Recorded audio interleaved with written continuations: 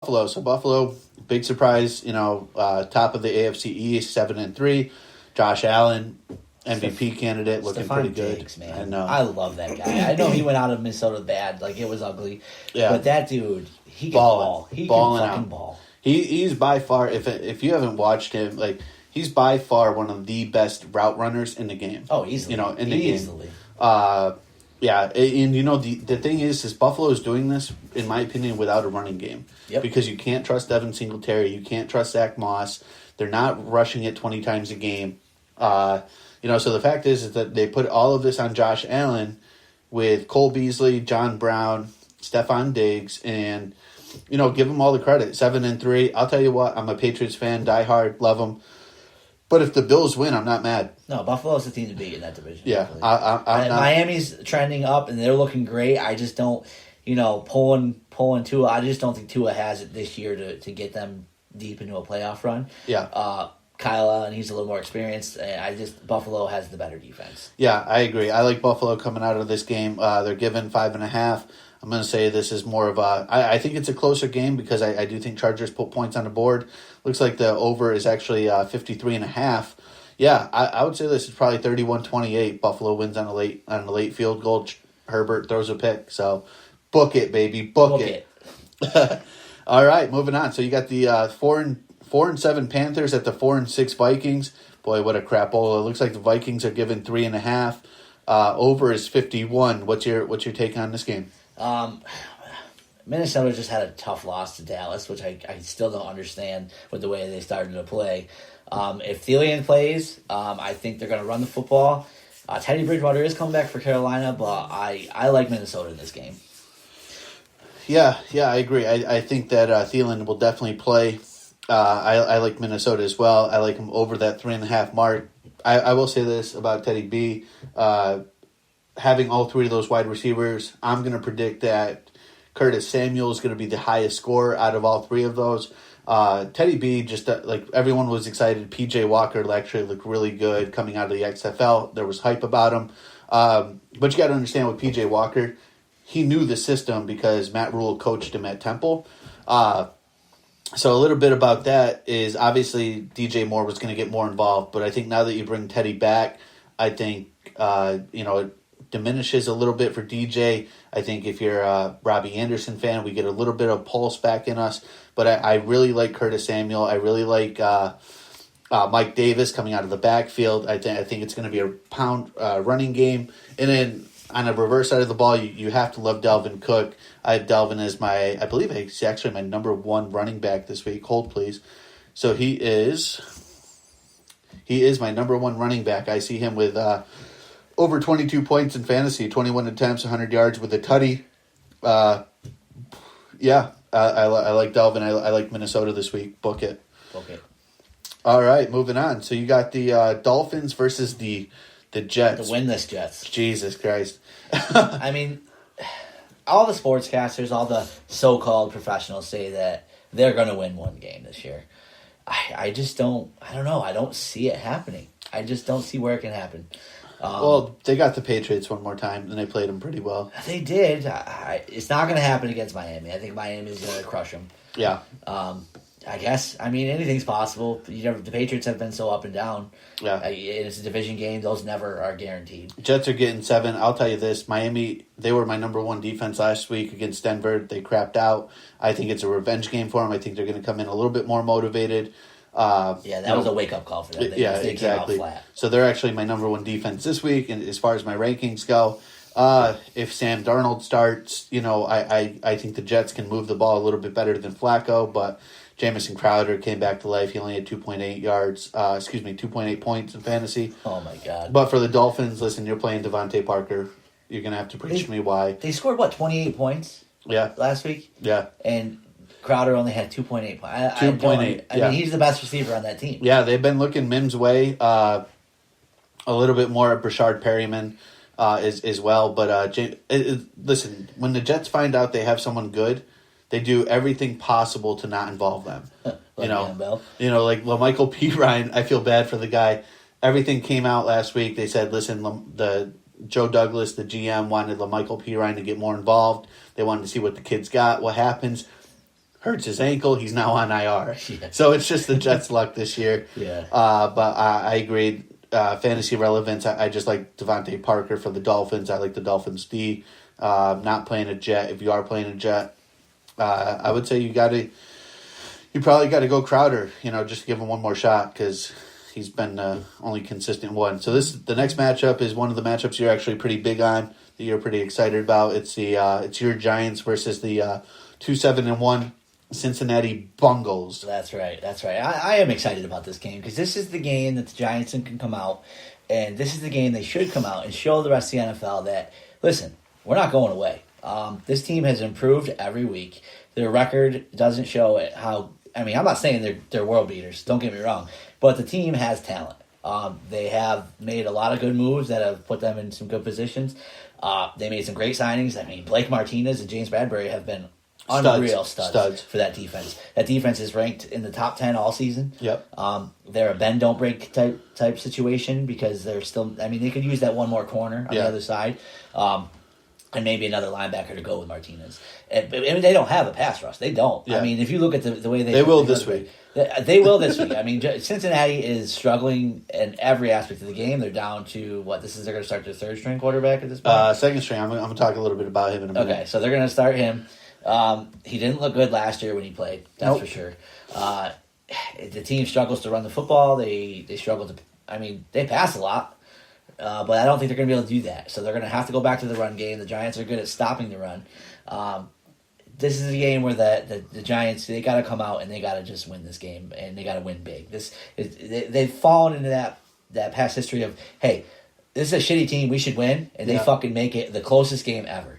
And now I think you'll see how this new coaching staff does with keeping this team to do the right thing, and they need to go out and just blow this team out because this is the opportunity. Yeah, I agree. And as far as fantasy relevance, listen, these are some of the players that I think you should, put in and take out. So first of all, Daniel Jones, if you're looking for a quarterback, I think he's a must start. I think he's going to have a great game. He's been running a little bit more, finding the open guy.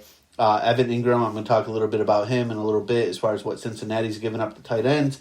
I like the Giants big in this game. I really do. And then on the other side of the ball, you got Ryan Finley playing. I mean, this guy, listen, out of 44 qualified quarterbacks last year, he ranked 44th. He started 3 games for Cincinnati last year, and he had 6 turnovers. Yeah. His average, you want to take a stab in the dark as far as his average pass for yardage was? 1.4. 5.5 yards. 5.5 yards average completion. He had a 41% completion rate. Ryan Finley is who they're rolling out with at quarterback against the Giants. Giants all day. I don't care if you're a Geo owner. I don't care if you're the backup to Geo owner. I'm not playing any Bengals this week. I think you have to wait and let's see who they can prove is still going to be relevant. I think if there's any wide receiver that's relevant for the Bengals, it's got to be Tyler Boyd. Not T. Higgins, and I talked a little bit about that last night, but I'm not confident you roll out with either one of them this week. No, I mean, this is the game the Giants come out. They're being told that this is a game you come out and win at practice. This is one that Giants should be able to fight for that first place spot in the NFC. They've been running the football well. Daniel Jones has not turned the ball over in 2 games, which has been a huge step in the right direction for him. Yeah. If he doesn't turn the ball over this game, they move the football well. Oh, 100%. It's that simple. So they can do it. Evan Ingram's a beast when he's catching the football. That's a whole other story. Yeah, I'm going to talk about him in a little bit. Me too. Let's move on for the sake of time. So we got the Colts and the Titans. Fantasy relevance here. Listen, Derrick Henry's my number 2 back on my power rankings. Not only that, I think not only does he get 100 yards, he's going to get into the end zone. I'm going to talk a little bit about a must start on the Colts side a little bit later on, so I don't want to spoil that. But is there anyone you want to talk about in particular to the Titans-Colts? I liked the way Pittman looked last week for the Colts. I mean, he didn't have a lot of targets, but when they gave him the football, he made something happen with it. Yeah, you're just stealing my thunder because is that the one you're going to talk about? Yeah, he's the one I was going to talk about. I mean, you asked me who I thought. I don't see your list. Yeah, I mean, Phillip Rivers has been hot. I do like Jonathan Taylor this week. I mean, he had 22 touches last week, so he's slowly getting that volume back.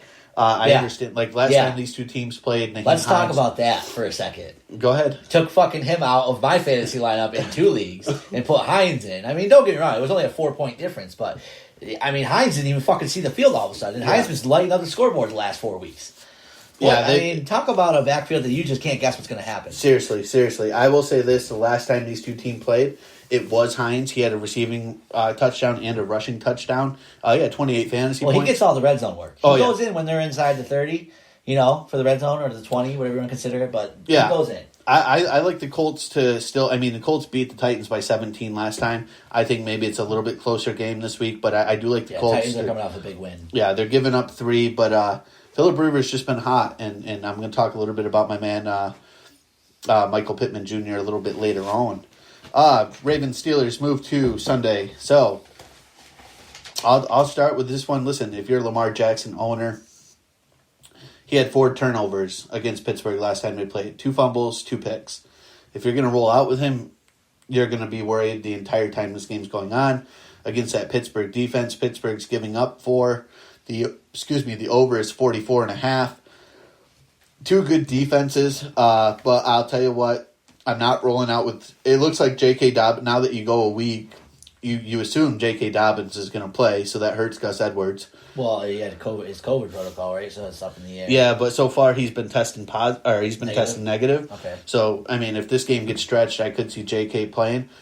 I'm gonna throw out my this was gonna be my Thursday night special, but I'm gonna throw out my Sunday day special, and I'm gonna say this: Willie Snead will have a game. Yeah. He had 5 catches for 106 yards and a tutty the last time that these two played. I see the same thing happening. I think he ends up getting you some fantasy points if you have him. I'm not saying go out and pick the guy up to play him, but if I had to pick a wide receiver from Baltimore, it is not Hollywood Brown. And can we stop calling him Hollywood Brown? He's more like Detroit. Call him Detroit Brown. That's how I feel. I mean, I'm not a big Lamar Jackson. Yeah, I talked about it last night, and I don't want to continue to ramble, but I'll talk a little bit about it. People took Lamar Jackson in early ass rounds this year, expecting the same production that the guy gave you last year, and that's not what fantasy's about. You could have gotten a Josh Jacobs, you could have gotten a Kareem Hunt, you could have gotten someone that could have contributed a little bit more than what Lamar Jackson's doing because you were expecting him to run, and he's just not. As far as the Ravens go, he did have 16 carries for 68 yards last time these two met, but I still like the Steelers. I'm hoping that the Ravens upset them because I don't like seeing any undefeated teams unless they're the Patriots. But Big Ben, if you're going to start any Steelers, I'd say you go with Big Ben. He's been on a tear lately. Chase Claypool, but I told you last night, and I'll tell you again, you got to be careful with Chase Claypool this week, considering Deontay Johnson was hurt in that first game. So Deontay going out. Obviously, they were going to go to Claypool and Juju. And then Eric Ebron is, in my opinion, he's a solid play. Mark Andrews, not so much. Mark Andrews really struggled against the Steelers the first time they played, and Steelers defense is just stingy to the tight end position. So we talked a little bit about the let's see. That's pretty much it. Is that it? No, excuse me. One more game. So you got the Saints and the Broncos. So Saints and the Broncos, what do you think? How's Taysom Hill working for you? That was great. Nice flex play for me in the ESPN format, which, Mr. B. Monty Montgomery was a little upset about.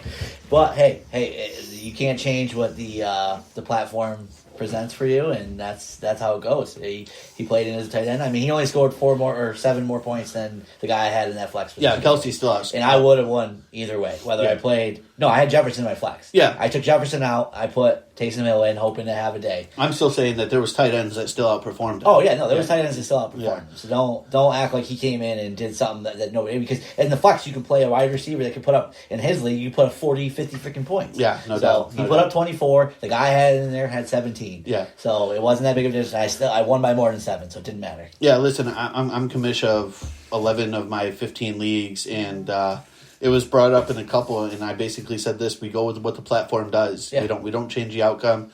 It's just a smart decision by whoever was paying attention to the news to pick them up. But they're playing the Broncos. They're giving up 6. I like the Saints in this game. I will say this for Michael Thomas owners: he was targeted a shit ton with Taysom Hill at quarterback. Tunnel vision. Yeah, Bad for Taysom Hill. Every pass Tunnel was like vision. Michael Thomas. Yeah. Michael Thomas. Yeah. Hit A, Michael Thomas, every time. Madden style. Exactly. Who